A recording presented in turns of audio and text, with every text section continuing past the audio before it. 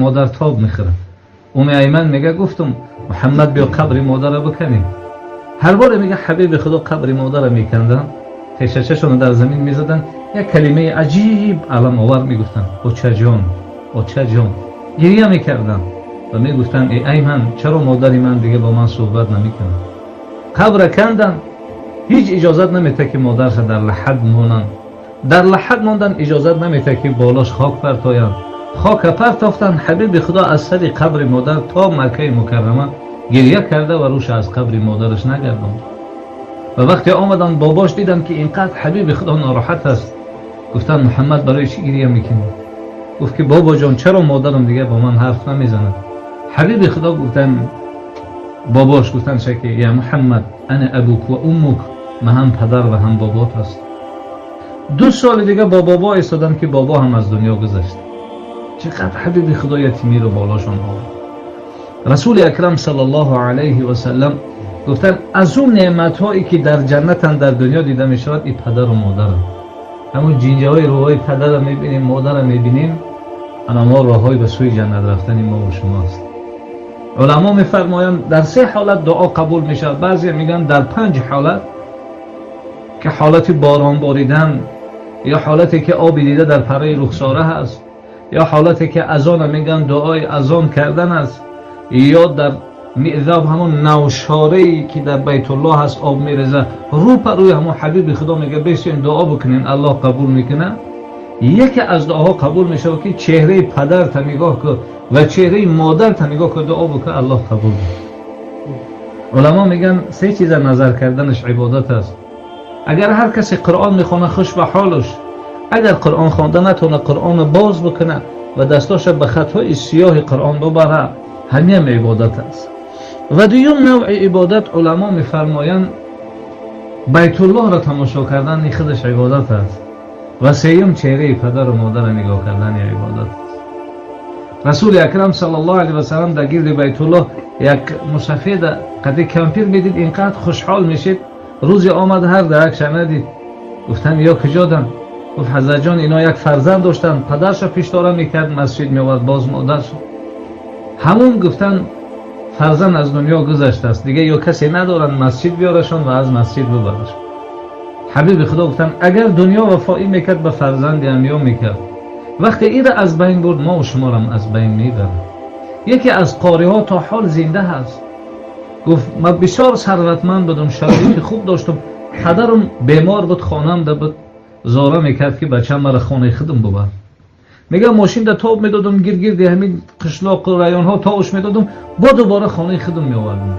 پدرم که کمی عقلش را گم کرده بود میگفت بچه‌م هر کس خانه خودش، خانه مرا دیگه از خانه خودش فرق نمیکرد، لیکن فقط خواهش میکرد که مرا خانه خودم ببر. گفت فقیر شدم دیگه، پدرم میگفت بچه‌م مرا خانه خودم ببر. گفت در یک عربه سوارش میکردم و گرد همون کوچه ها تاوش میدادم، باز دوباره خانه خودم میآورد. میگفت بچه‌م هر کس خانه خودش. و روزی میگه پدرم دست برداشت گفت فرزندم خدایا از جمله او فرزندای شوی که روز تو پیش شوی، شاههای دنیا از دنبال تو بروند، پشت تو برن. خنده کردم که من فقیر کجا و شاهها دنبال من رفتم. و روزی میگه قبر همین محمد اسماعیل البخاری را در سمرقند میگه زیارت آمدن. همین اسلام کریموف میگه از بین قاری‌ها مرا گفت تو پیش شو. وقتی میگه ما پیش اسلام کریموف عقب دیگه شاهها آوای دیدن ریخت. میگه رئیس جمهور گفت چرا ناراحت شدی؟ گفت من در دعای پدر خنده کرده بودم، این روز برای اجابتش گفت گریه دارم. من گفتم کجا عقل قطعی قبول نشد که من کی هستم که من پیش برم شاه از عقیب من. عبدالله ابن عمر رضی الله تعالی عنهما روایت میکنه، میگه در گرد بیت الله یه بچه را دیدم دستاش شله کار نمیکنه. سوالش کردم بچه‌م خیریت است؟ گفت حضرت جان جوان بودم پدرم نصیحت کرد پدر نزدم، بعد اون مادرم نصیحت کرد مادرم زدم. با پدر حج آمدیم، پدر طواف میکرد گرد بیت الله و یک دعای عجیب میکرد، خدایا من پیر و ناتوان شدم، من دیگه طاقت ضرب ولت فرزندم ندارم، همون قوای را در دستش دادی مرا میزنه، خدا جان همون قوا را دستش بگی دیگه مرا نزنه. با مجرد دعای پدر گفت هر دستم ایکار برم. خانه آمد زارش کردم پدر جان یک باره که دیگه حج بریم، در راه آمدیم پدرم از بالای شتر افتاد از دنیا گذشت. حضرت ما تا حال به همین احوال است. ببین میگه از نماز خفتن طواف من کردن تا بامداد دعا کردن، بعد در بامداد دستای من در حرکت درآمد. شمس الدین ذهبی رحمت الله علیه عجیب قصه میکنه. کدام ما و شما پیش از خواب رفتن یک بارک جایگاه مادر یا پدر میبینیم چه حال داد؟ میگه یکی از علما شب که میخواست خواب بره گفت یک بارک برم جایگاه مادر ما ببینم چه حال است. آمد که مادر خواب از پاکاش پر از چنگ و غبار، خم شدن بریشاش کفای پای مادرش تازه کردن. و سحر آمدن خواستن درس بگن. یکی از شاگردا گفتن حضرت شب تهجد خوندی، ذکر کردی، تلاوت قرآن کردی؟ گفتن چرا؟ حضرت جان گفتن خواب دیدیم که ریشات پر از دور و مروارید است، از بریلیانت و سنگ‌های قیمت بها. گفت خاک کف پای مادرم. رسول اکرم صلی الله علیه و سلم روز یک صحابه را دید که در ریشاش ملائکه ها بحث دارند. گفت بچه‌م این روز چه عملی خوبی را انجام دادی؟ گفت حضرت جان از کار آمدم پاکای مادر ما دیدم پر از چنگ و غبارند، خم شدم بر ایشان کفای پاش تازه کرد و آبای دیده حبیب خدا ریختند. و حضرت ابوهریره گفتن حضرت جان آیا قصه جوان شما را ناراحت کرد؟ گفت یا اباهیر نه. گفت کاش گفت مادری من زنده میشی، من به این ریشان میرفتم، گفت کفای پاش تازه میکردم و این ثواب خدا را حاصل میکرد. حضرت عمر رضی الله تعالی عنه روایت میکنن، میگه روز حبیب خدا را 62 ساله بود، یعنی یک سال پیش از وفاتش، در یک سرزمین دیدم که حبیب خدا اینقدر ناله کرد که من یگان بار حبیب خدا را نالش ندیده بودم. گریه حبیب خدا تمام صحابه را میگه در گریه آورد. سوالش کردیم که حضرت جان خیریت باشه؟ گفت قبر پدر و مادرم است. رسول اکرم صلی الله علیه و سلم چقدر ما شما را توصیه دادن و دعای عجیب هم میخونیم اللهم اغفر لی و لوالدی. خدا اول خودمون ببخش بعد از آن پدر و مادر. چرا اول خودمون؟ چرا اول پدر نه؟ چرا اول مادر نه؟ خدایا مرا ببخش. چرا؟ تا دعای در حق پدر و مادر میکنم قبول شود. اگر مرا نبخشی دعام قبول نمیشه. به این خاطر اول خودم خدا ببخش بعد از اون پدر و مادر ما ببخش. واقعا مادر یک قصه عجیب هم می نویسه صاحب کتاب. روز یک مادر میگه چشم بینا نداشت، چشمش کور بود. هر بار فرزندش آغوش میکرد فرزندش میگه مادر مرا آغوش نکرد، من شرم میدارم از چشم کوریت. مادر بیچاره زار نال. خب فرزند زن گرفت جدا شد. مادرش شب نون که این کوچه آمده اول نیو وقتی من خبرگیری میایی نگو که مادری من هستی که من از چشم کوریت شرم میدارم. مادر فهمید که فرزنددار شده است. روز آمد نبیرش آغوش میکرد، باز همین فرزند به سیاست گفت مادر من تو را گفته بودم نیو، فرزندی مرا آغوش نکن من شرم میکنم.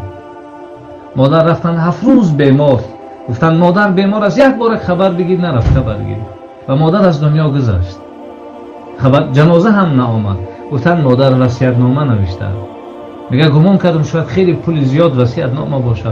آمدم در مکتوب نوشتگی بچم یک سیری است که پنهانی است، من به کسی نگفتم. همین تو روز کودک بودی قلم در دستت بود، در چشم من تو زده بودی و چشم مرا کور کردی. لیکن باری من تو در حیات نگفتم که بچم ناراحت نشوی. وقتی مادر و پدر پیر میشود دیگر سخنشون نمیفهمی. مادری پیر میگه فرزند نصیحت کرد بچم بیشی. این روز من پیر شدم، من گپ میزنم خطی تو بعضی کلمه های مرا نمیفهمی، ناراحت نشو بچم.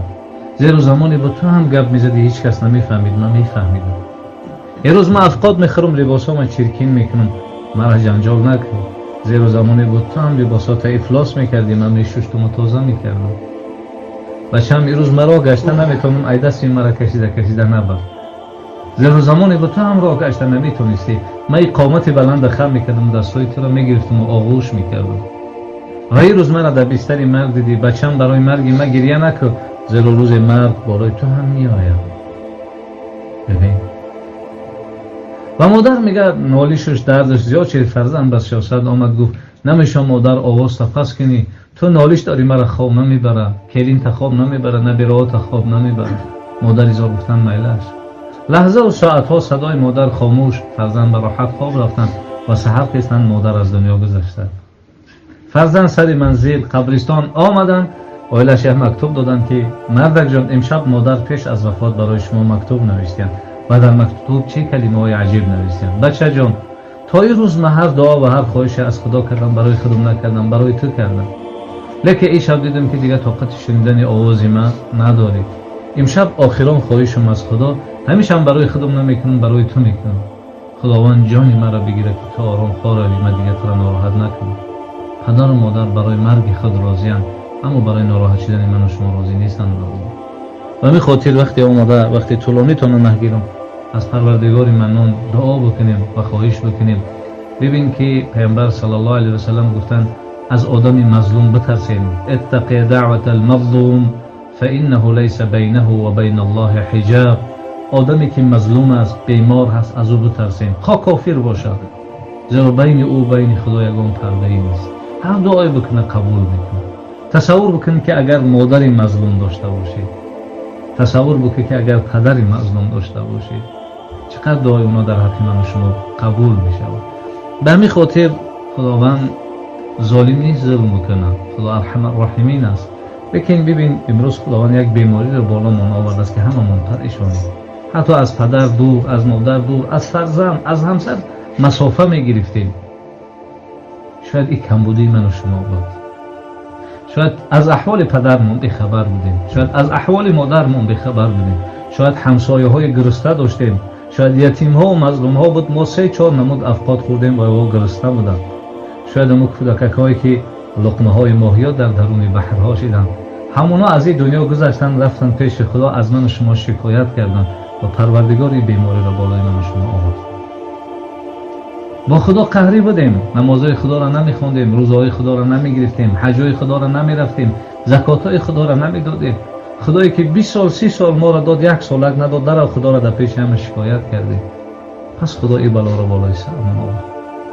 خدایا ما وقتی شد از پیش تو سرکنی آمدیم، ما آشتی شوی آمدیم. خدای چگونه اونو بنده ها دعا کردن این بلا را بالای سر ما آوردی، ما دعا میکنیم خدای بلا را از سر ما بگرد و از سر ما دور بگردونش یا رحمت.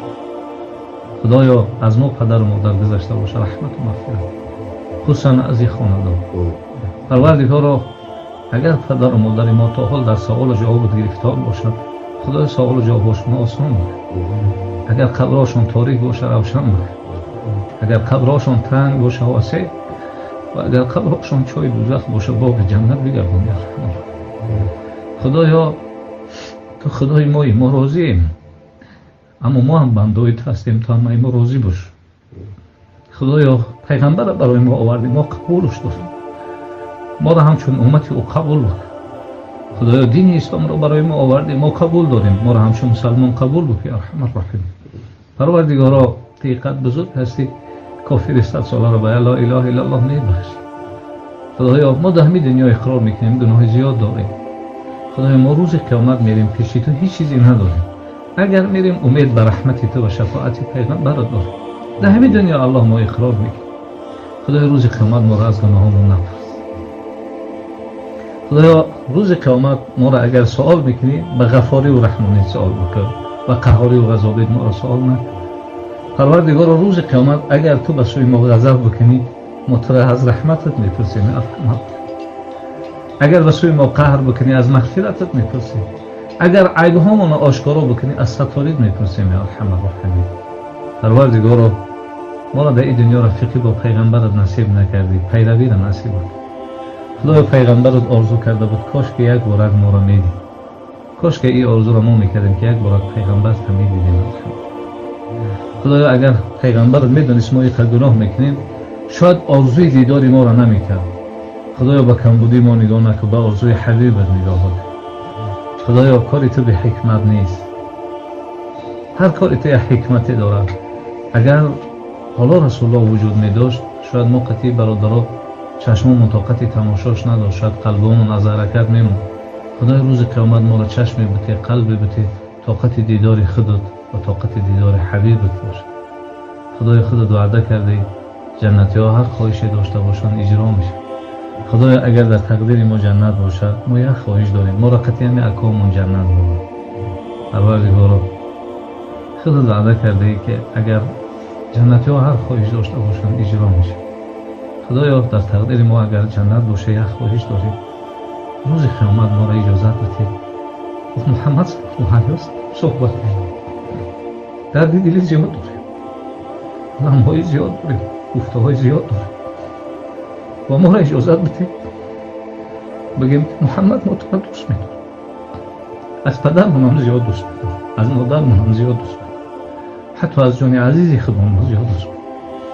خدای روز قیامت ما را از دستان مبارکش اجازت بده از حوض کوثر آب بخوریم و وقت ما را اجازت بده با او ما جنت بریم. پروردگار تمام بیماری ها را شفای کامل عاجل نصیب بده.